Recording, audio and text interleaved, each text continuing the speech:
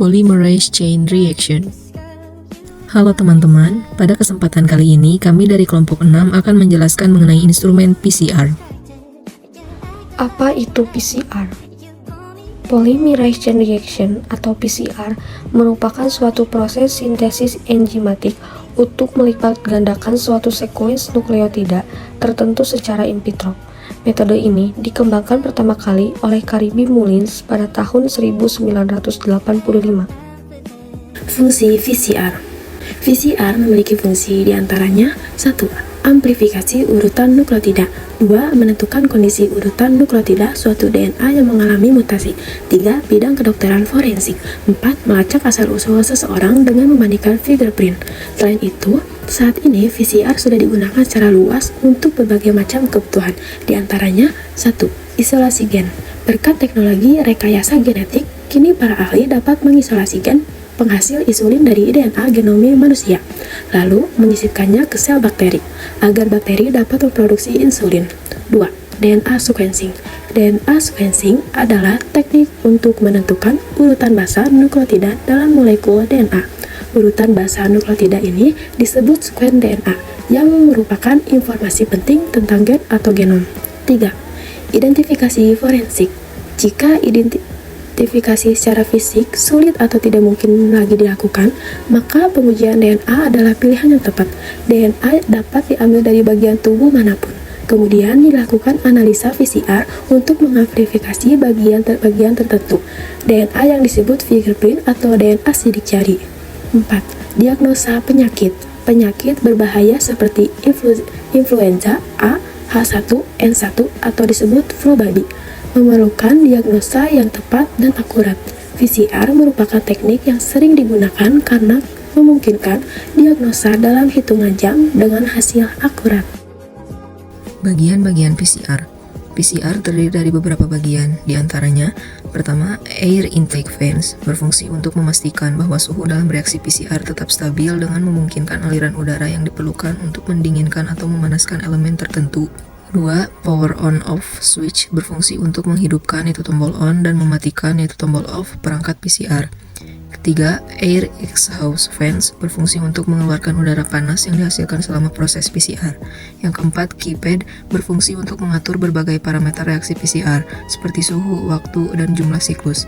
Yang kelima, function case, berfungsi untuk memberikan akses cepat ke fitur atau fungsi tertentu dalam alat PCR, seperti memulai, menghentikan, atau menyimpan program PCR.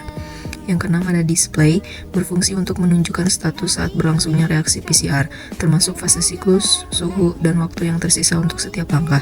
Yang ketujuh ada lead release lever, berfungsi untuk membuka dan penutup alat PCR, memungkinkan akses ke bagian dalam alat di mana tabung reaksi PCR ditempatkan. Yang kedelapan, hot bonnet lid, berfungsi untuk menjaga suhu stabil di dalam ruang PCR dengan memberikan pemanasan tambahan pada penutup. 9. Main fuse, berfungsi untuk melindungi PCR dari kerusakan akibat arus listrik yang berlebih.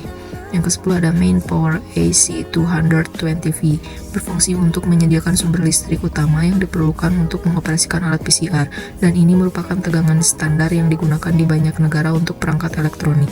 Yang ke-11 ada sensor atau ambient temperature, berfungsi untuk memantau suhu lingkungan di sekitar alat PCR. Lalu untuk bagian dalam PCR terdapat bagian pertama ada sample tube, berfungsi untuk menyimpan sampel DNA yang akan dianalisis. Yang kedua, sample block, berfungsi untuk menampung beberapa tabung PCR sekaligus dan memungkinkan pengguna untuk menjalankan beberapa reaksi PCR secara bersamaan.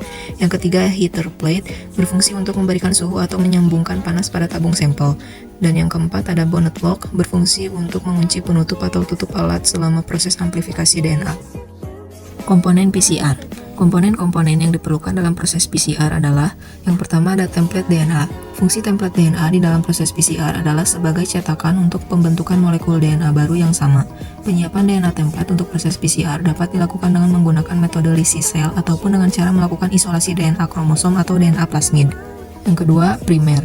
Di dalam proses PCR, primer berfungsi sebagai pembatas fragmen DNA target yang akan diamplifikasi dan sekaligus menyediakan gugus hidroksi min OH pada ujung 3' yang diperlukan untuk proses eksistensi DNA. Perancangan primer dapat dilakukan berdasarkan urutan DNA yang telah diketahui ataupun dari urutan protein yang dituju. Yang ketiga, DNTPS atau deoksinukleotid trifosfat. Dalam proses PCR, DNTPase bertindak sebagai building block DNA yang diperlukan dalam proses ekstensi DNA. DNTP akan menempel pada gugus min OH pada ujung 3' dari primer membentuk untai baru yang komplementer dengan untai DNA template. Yang keempat, buffer dan MgCl2. Fungsi buffer di sini adalah untuk menjamin pH medium. Selain buffer PCR, diperlukan juga adanya ion Mg2+. Ion tersebut berasal dari MgCl2. MgCl2 bertindak sebagai kofaktor yang berfungsi menstimulasi aktivitas DNA polymerase. Dan yang kelima, ada enzim polymerase DNA. Enzim polymerase DNA berfungsi sebagai katalis untuk reaksi polimerisasi DNA. Pada proses PCR, enzim ini diperlukan untuk tahap ekstensi DNA. Enzim polymerase DNA yang digunakan untuk proses PCR diisolasi dan bakteri termofilik atau hipertermofilik. Oleh karena itu, enzim ini bersifat termostabil. Prinsip PCR. PCR merupakan suatu teknik amplifikasi DNA secara in vitro yang mampu mengamplifikasi segmen tertentu dari keseluruhan genom bakteri. Proses amplifikasi PCR melibatkan variasi suhu yang mendekati suhu didih air, jadi diperlukan enzim polimerase yang tetap stabil dalam temperatur yang tinggi. Langkah kerja PCR. Langkah kerja PCR melewati 3 tahap berikut. Yang pertama ada denaturation atau denaturasi pada suhu 96 derajat Celcius. Pada proses denaturasi, panas mempengaruhi strand DNA beruntai tunggal atau single stranded. 2. Annealing atau penempelan pada suhu 65 derajat Celcius. Pada tahap penempelan ini, suhu annealing primer akan menempel dan berikatan pada daerah komplementer pada sekuen single stranded DNA. Yang ketiga, extension atau elongasi pada suhu 72 derajat Celcius. Pada suhu ini, Taq polymerase melakukan pemanjangan membentuk strand DNA baru. Siklus ini berulang 25-35 kali dalam reaksi PCR, di mana membutuhkan waktu sekitar 2-4 jam bergantung pada panjang DNA yang ingin dikopi. Jika reaksinya efisien, wilayah target dapat berubah dari hanya satu atau beberapa salinan menjadi miliaran. Cara perawatan PCR. Perlu dilakukan perawatan pada alat PCR untuk menjamin kesiapan operasional peralatan, mendukung kelancaran pekerjaan, serta menjaga peralatan lebih lama. Cara yang dapat dilakukan adalah 1. Selalu melepaskan kabel dari VCR jika tidak digunakan. 2. Hindarkan dari getaran dan benturan. 3. Gunakan sarung tangan saat bekerja. 4. Jangan menggunakan spidol yang terlalu tebal pada tabung sampel. 5. Jangan menuliskan identitas sampel pada tutup tabung sampel. 6. Selalu memperhatikan support ring pada saat memasukkan sampel. 7. Hindari menyentuh tutup PCR setelah beroperasi. 8. Jangan membuka tutup PCR pada saat alat sedang beroperasi. 9. Buka tutup PCR setelah digunakan dan diamkan selama 3 menit. Dan 10. Bersihkan PCR jika selesai digunakan dan tutup kembali alat untuk menghindarkan dari debu. Kalibrasi PCR. Perlu dilakukan kalibrasi untuk memastikan hasil pengukuran alat yang akurat. Kalibrasi PCR dapat dilakukan dengan cara 1. Persiapan sebelum kalibrasi. Pastikan alat bersih dan bebas kontaminasi. Baca panduan kalibrasi yang disediakan produsen alat. Siapkan alat pengukur suhu, reagen atau kontrol standar, standar DNA atau RNA untuk pengujian. 2. Kalibrasi suhu. Gunakan termometer kalibrasi dan tempatkan di dalam tabung PCR. Bandingkan suhu yang diukur dengan suhu yang ditampilkan oleh alat PCR. Jika ada deviasi, sesuaikan pengaturan alat sesuai rekomendasi produsen. Jalankan siklus PCR dan pantau stabilitas suhu pada setiap tahap. 3. Kalibrasi optik jika real-time PCR. Gunakan standar fluoresensi yang compatible dengan alat.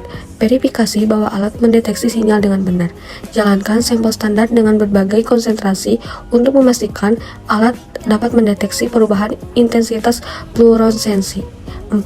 Verifikasi kinerja performance verification. Gunakan kontrol standar dengan konsentrasi target DNA atau RNA yang rendah. Alat harus mampu mendeteksi target ini. Jalankan uji PCR beberapa kali dengan sampel yang sama dan bandingkan hasilnya. Hitung efisiensi berdasarkan nilai CT. Dari standar serial dilution, nilai efisiensi ideal berkisar antara 90-110%. 5. Dokumentasi dan perawatan rutin. Catat hasil kalibrasi, suhu, intensitas optik, dan hasil uji kinerja. Lakukan kalibrasi secara rutin atau jika alat menunjukkan penyimpangan. Simpan dokumentasi kalibrasi jika keperluan pelacakan. Jika kalibrasi memerlukan peralatan khusus yang tidak tersedia di laboratorium, hubungi teknis resmi.